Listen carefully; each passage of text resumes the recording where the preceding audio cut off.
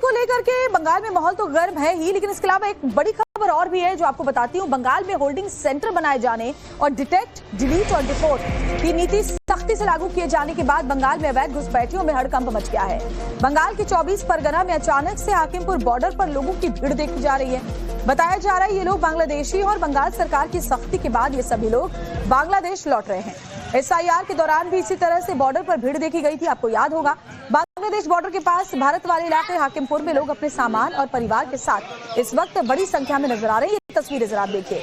हाकिमपुर में नॉर्थ 24 परगना में जो घुसपैठिए काफी वक्त से यहाँ रह रहे थे, वो अब वापसी की तैयारी में है, क्योंकि डिटेक्ट यानी कि पहचान होगी और उसके बाद डिपोर्ट होगा, डिलीट होगा, यानी कि उनकी आइडेंटिटी, क्योंकि उनके पास कोई वाजिब कागजात नहीं है इसलिए डिलीट यानी उनका नाम कटेगा और उसके बाद डिपोर्ट यानी उन्हें वापस भेजा जाएगा। उससे पहले ही जो ये लोग हैं ये यहाँ पर देखिए इकट्ठा हो गए हैं, बांग्लादेश वापस लौटने की तैयारी में हैं।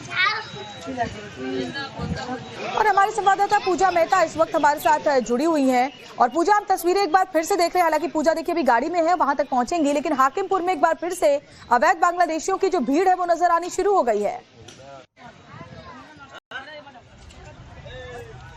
बिल्कुल, आपको बताते हैं पिछले साल नवंबर दिसंबर महीने में हमने देखा था किस तरह से उत्तर 24 परगना का ये स्वरूप नगर इलाका है और यहाँ पर जो हकीमपुर चेक पोस्ट है वहां पर हजारों की संख्या में बांग्लादेशी नागरिक जो अवैध तरीके से पश्चिम बंगाल में रह रहे थे वो SIR के डर से जो है वापस जाना शुरू हो गए थे।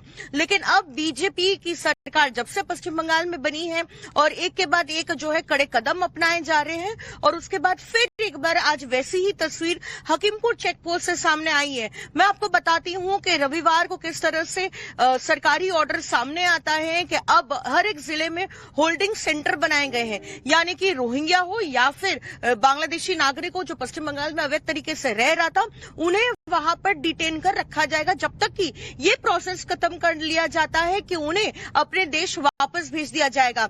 और जैसे ही सोमवार को अधिकारी जो है इस पर काम करना शुरू करते हैं, मालदा मुर्शिदाबाद जैसी जगहों पर होल्डिंग सेंटर को तैयार भी कर लिया जाता है। मालदा में 9 गिरफ्तार हुए बांग्लादेशी को वहां भेज भी दिया जाता है और मुर्शिदाबाद में जो है 3 बांग्लादेशी नागरिक जिनकी गिरफ्तारी हुई थी उन्हें होल्डिंग सेंटर भेजा गया। यानी कि सरकार के ये रवैये से कि जिस तरह से होल्डिंग सेंटर बनाए गए हैं, अब जो है छानबीन शुरू हो जाएगी। कोई भी अगर रोहिंग्या और बांग्लादेशी नागरिक जो बंगाल में अवैध तरीके से रह रहा है तो उन्हें डिटेन किया जाएगा। और जैसे ही मुख्यमंत्री शुभेंदु अधिकारी ने पहले कहा है डिटेक्ट, डिलीट, डिपोर्ट, यानी कि उन्हें अपने देश वापस जाना होगा, तो इसी डर से जो है आज सुबह से हकीमपुर चेक पोस्ट पर बड़ी संख्या में फिर एक बार अवैध बांग्लादेशी जो यहाँ रह रहे थे वो दिख रहे हैं। बिल्कुल पूजा, आप बने रहिए हमारे साथ, आगे भी आपके पास लौटती हूं। लेकिन इसके अलावा तमाम तरह की खबरें सामने आ रही है। पश्चिम बंगाल में चुनाव के दौरान अवैध बांग्लादेशी और रोहिंग्या घुसपैठियों का मुद्दा आपको याद होगा जोर शोर से उठा था और अब बीजेपी की शुभेंदु सरकार बनने के साथ ही इस पर एक्शन तेज है। सीएम शुभेंदु अधिकारी ने डिटेक्ट, डिलीट और डिपोर्ट पॉलिसी लागू करने के निर्देश दिए थे। इसके बाद बंगाल के सभी 23 जिला मजिस्ट्रेट को होल्डिंग सेंटर या दूसरे शब्दों में कहा जाए तो डिटेंशन सेंटर बनाने के निर्देश दिए गए थे, जहां पर अवैध घुसपैठियों की पहचान करने और उन्हें पकड़ने के निर्देश जारी हुए थे। सीएम शुभेंदु अधिकारी के आदेश के बाद राज्य में मालदा और मुर्शिदाबाद में 2 होल्डिंग सेंटर न सिर्फ बनकर तैयार हो गए बल्कि सिर्फ 48 घंटे के भीतर कई अवैध घुसपैठियों को पकड़कर उन्हें यहाँ रखा भी गया है। मालदा में 9 घुसपैठियों को रखा गया है जबकि मुर्शिदाबाद में 3 अवैध बांग्लादेशियों को रखा गया। इसके बाद पुलिस ने पकड़े गए लोगों की नागरिकता की जांच शुरू की। अगले 30 दिन के भीतर इन लोगों की नागरिकता की पहचान की जाएगी और फिर उन्हें डिपोर्ट कर दिया जाएगा। खास बात यह है कि इन लोगों की विदेशी अधिनियम के तहत गिरफ्तारी नहीं की गई। मालदा में इंग्लिश बाजार के सरकारी स्वयं सहायता समूहों के ट्रेनिंग सेंटर में ये होल्डिंग सेंटर बनाया गया है, जबकि मुर्शिदाबाद में लाल गोला में पदम भवन को सेंटर बना दिया गया है।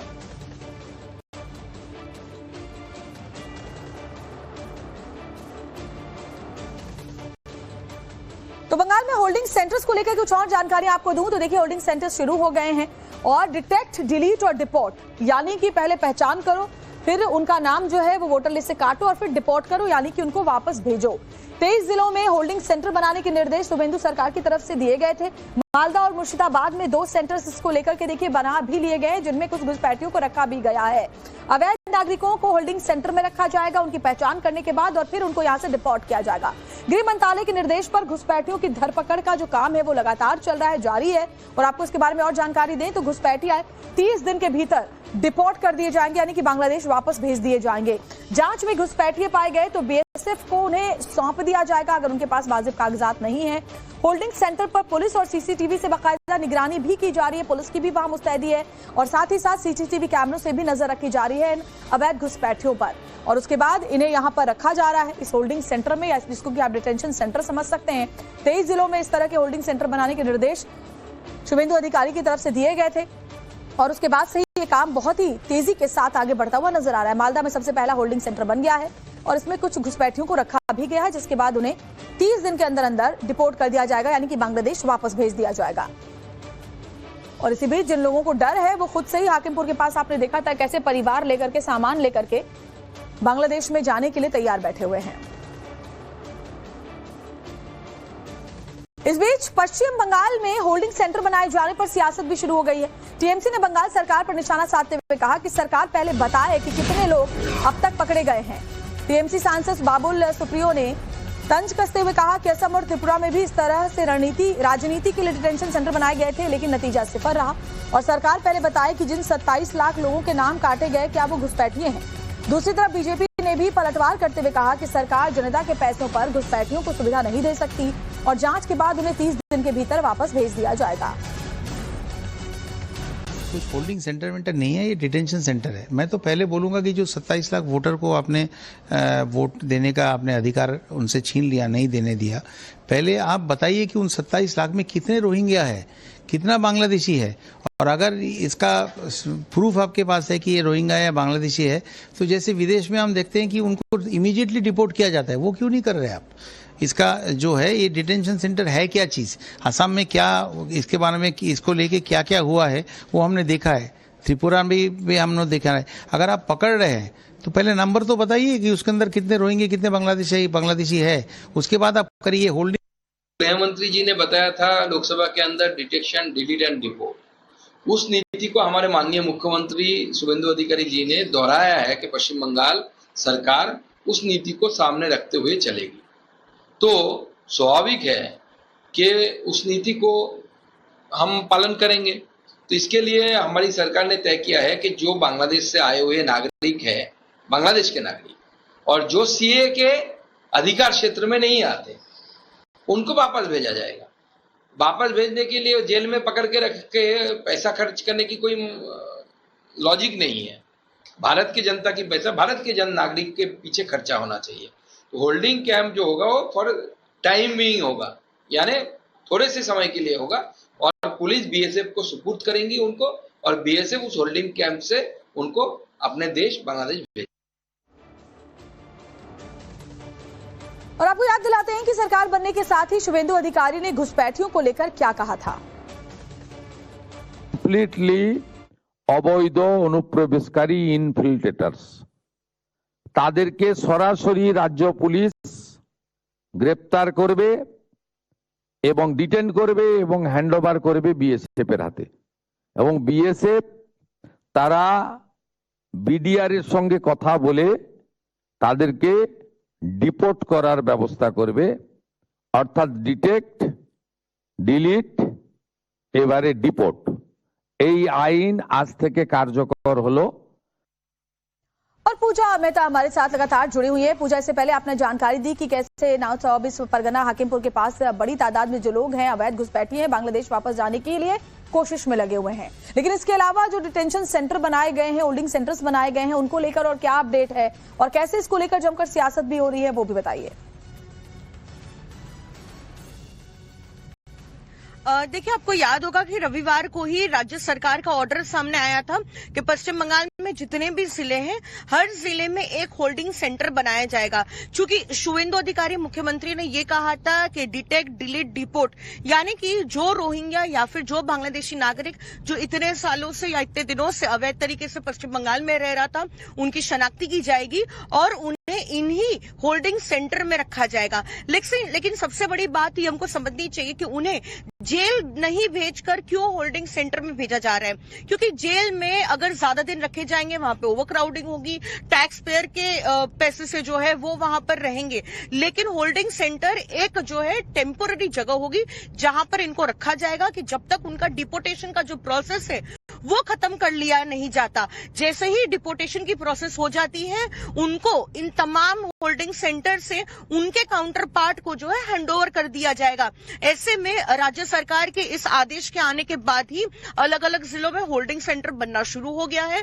मालदा, मुर्शिदाबाद जैसे दो जो बिल्कुल सेंसिटिव जिले हैं, जहां पर बांग्लादेश से सटी हुई पोरस बॉर्डर है और बिल्कुल सेंसिटिव इलाका है, वहां पर न सिर्फ होल्डिंग सेंटर बन गए हैं, लेकिन फिलहाल और हाल ही में जितने भी बांग्लादेशी नागरिक गिरफ्तार भी हुए उन्हें वहां पर भेजने का काम भी शुरू हो गया है। बिल्कुल पूजा, आप बने रहे हमारे साथ, क्योंकि एक के बाद एक तमाम बड़ी खबरें सामने आ रही है पश्चिम बंगाल से। पश्चिम बंगाल में नॉर्थ 24 परगना से एक और बड़ी खबर आ रही है।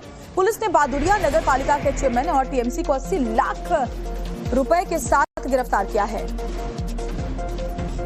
तो टीएमसी नेता को 80 लाख रुपयों के साथ गिरफ्तार किया गया है। आरोपी चेयरमैन दीपांकर भट्टाचार्य के पास से सरकारी तिरपाल के बंडल भी बरामद किए गए। जांच के बाद दीपांकर फरार हो गया था, जिसके बाद पुलिस ने उसे गुप्त ठिकाने से धर दबोचा। पुलिस ने दीपांकर भट्टाचार्य के पार्टी कार्यालय और एक फार्म हाउस से सरकार से डिजास्टर रिलीफ के तहत मिले 4000 तिरपाल बरामद किए हैं। तो 80 लाख कैश मिला है दीपांकर भट्टाचार्य से। इस मामले को लेकर जानकारी दें पूजा।